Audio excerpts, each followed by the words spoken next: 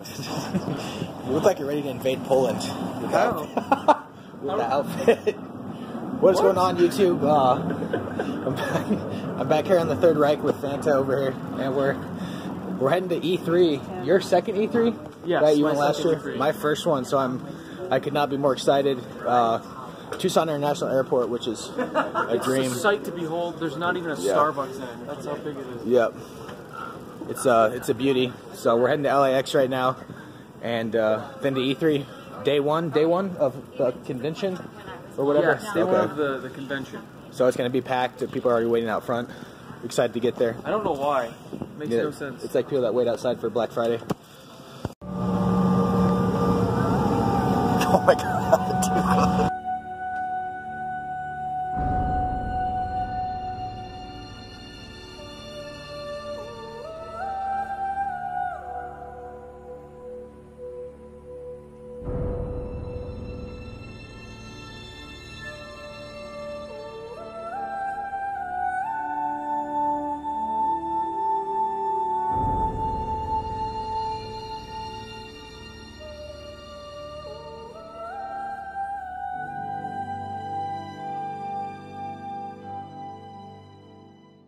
Awful. This is terrible.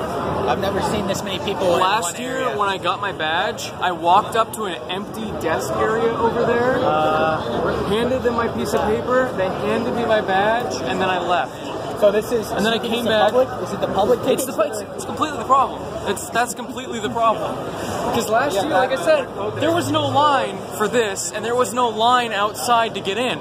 You were just in. You walked in the door and you were done. That was it. The only waiting was to get into the West Hall and the main entrance, and it was still not pouring out into the streets. Because you saw it on camera. It goes all the way down, wraps around. This is ridiculous. Yeah, we'll see. We'll let you know how long it takes us to actually walk in. Are we going to be able to play any games? Probably not. At least we'll get to see some stuff today and maybe tomorrow.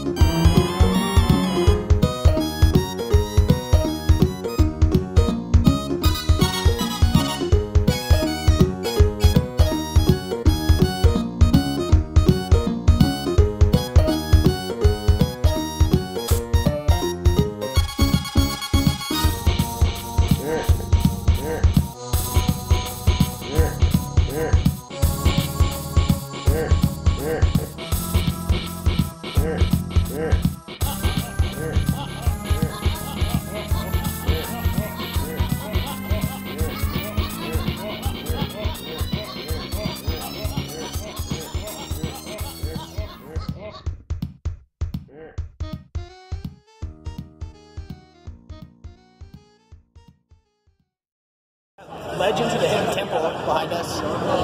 It's actually the Total War Warhammer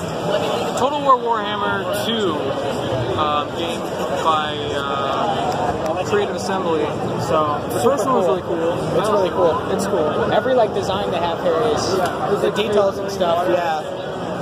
There's like a T-Rex back there. That big head back there. You could spend the whole day literally just walking around admiring the things. Tell us really quick about PlayStation's little So PlayStation, RSVP? you have to RSVP for literally everything. Last year you only had to reserve the VR and stuff like that. But this year, you have to reserve every little game, and you can't do it immediately. Just like last year, once it opened up at 11 a.m., you could RSVP for anything. Right.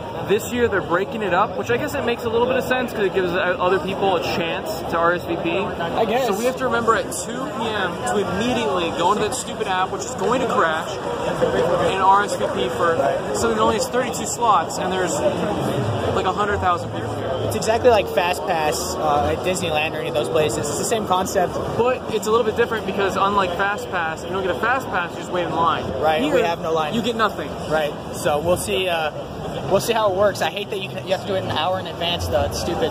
Yeah. And in before the app will crash, as you mentioned. Yeah. So I have a business card. I'm not going to show you because it has all my personal information on it.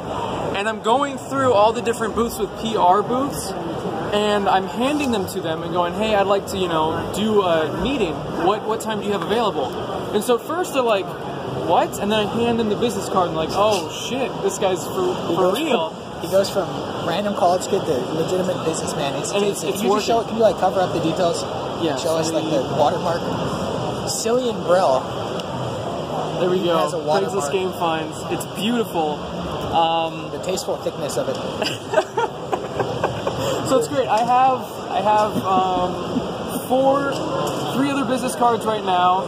I'm going to be added to a couple PR lists. So even though we lost Nintendo, we're gonna get Sega, we're getting Atlas, and we're getting Big Ben, and then we're gonna get the people that are making the Artful Escape and Ashen.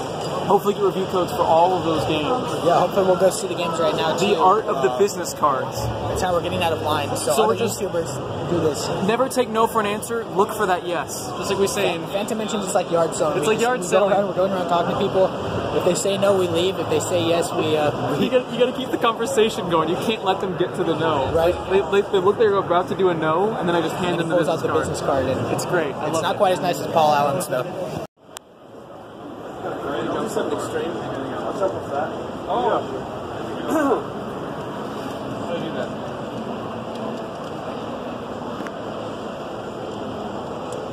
So we're here with, how many times have you guys come to E3 in total? 3 years. Yeah. Okay. And this is the worst, you'd say? Yeah, definitely, by far. All the green tag public make it next to impossible to get around, do anything. These guys are saying that half the people were here last year, basically? 40,000. 40,000, and we have 80,000 right now? Yeah. So, okay. Hopefully we can cancel the public or at least trim this down next year. The other thing that's missing is all the where do I have to look? Sorry. The other thing that's missing is like all the the grand spectacle in the lobby. Like that's not there. Yeah, it's just barren. It's barren. There's like a couple booths and that's it. That's like the coolest thing out there. Like all right. Like last Nescafe. Nescafe. And you said 4-hour waits for some of the stuff over here? This is not 4 hours. Yeah. The fractured butthole is 3 hours or 4 hours. And it's an 8-hour event. You just simply can't get to half of the stuff. If you're lucky, you'll get into like 2 big games, and that's about it. Whereas before, I mean, if you stood in line for a big game, you could maybe get like 2-3 games in a day. Okay. But that's not even possible. Leave us a comment on how quiet tomorrow is, because everyone says that the last day is the best day. So like the last 3 times we've been here, the last 2 times we've been here, Thursday is easily the most quiet. I would say like the last 3 hours is probably where we can get into a line, and where that line would normally be like 4 or 5 hours, maybe an hour. Oh yeah, and they're super short, and you get right in and play. You get in, and then if you're also just one of those swag grabbing kind of people, you just walk up to the booth people and you're like, do you have anything? Just giving it out at this point. They don't want to take that shit home. Okay, so the last day is the best. Thanks, guys. Yeah.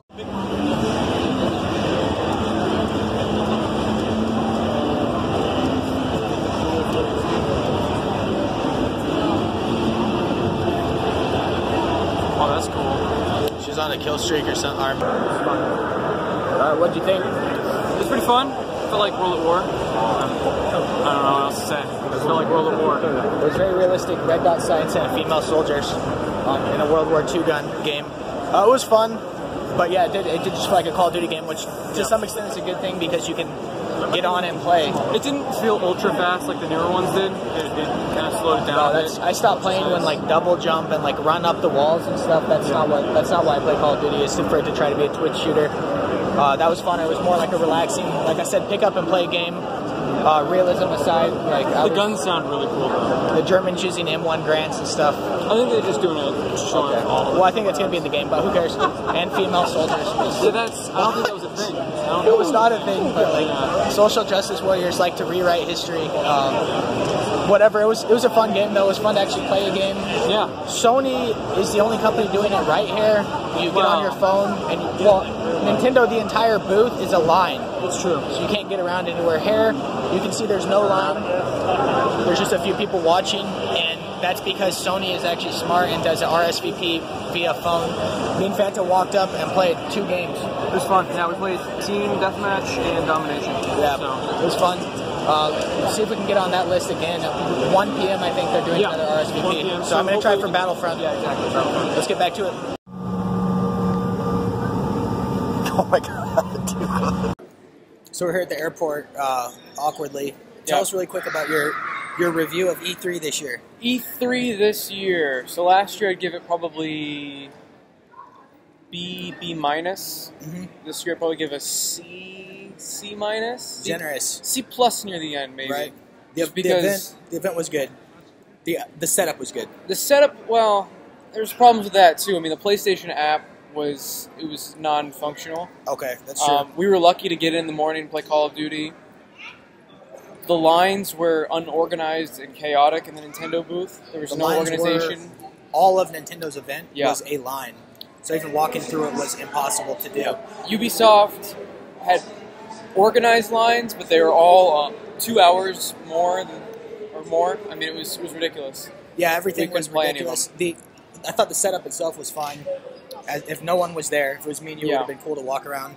But the entrance was uninspired. I know in previous years there was like beautiful like Transformers and stuff set up. This year was like Crash Bandicoot, and that's it. And that was it. And like and a coffee, coffee. So overall, if you can go for free or cheap, it's awesome. But if not, I mean, guys were spending $600-700 for that trip. Yeah, which was nowhere near worth that to me. $250 a ticket. I would not spend $250 to get in. And then airfare and just LA expenses for everything. So I would not recommend it unless you can get free passes. We definitely talked to a bunch of people that completely bullshitted their way into free passes. Yeah, ourselves probably included on that list. So see if you can get free passes, and I hope next year they limit the head count. 80,000 is if it's limited to the people who either find their way to bullshit in or are actually part of the industry, it'll be fine. I mean, the number of people that bullshit their way in is already too much. Yeah. So the added factor of random people able to get in just for paying, no. It was too many people. And if you do go, the best advice everyone can give is to go day 3. Yep. As it starts to empty out, and by all accounts they hand out stuff. Day 3. Yeah, because you remember how you got that bag? Or stop shaking your leg, freaking out the computer. I'm not even. Okay. You know how you got that bag? You showed it to me, the Yakuza? Yeah. Like, I got like 3 of those the last day. They give it out because they don't want to bring it home. Can anyone even understand what the people on the microphone are saying right now? It's just like, it's madness. It's madness in here. So that's it. We're not going to do a million E3 videos. We just want to do this one kind of our experience. There's going to be a couple on Fan Division, but that's just some random stuff. More of recapping the actual event. We just wanted to show you guys some footage of inside, the madness, the chaos. I'm sure a million other YouTubers are doing that. We're out. Later. See ya.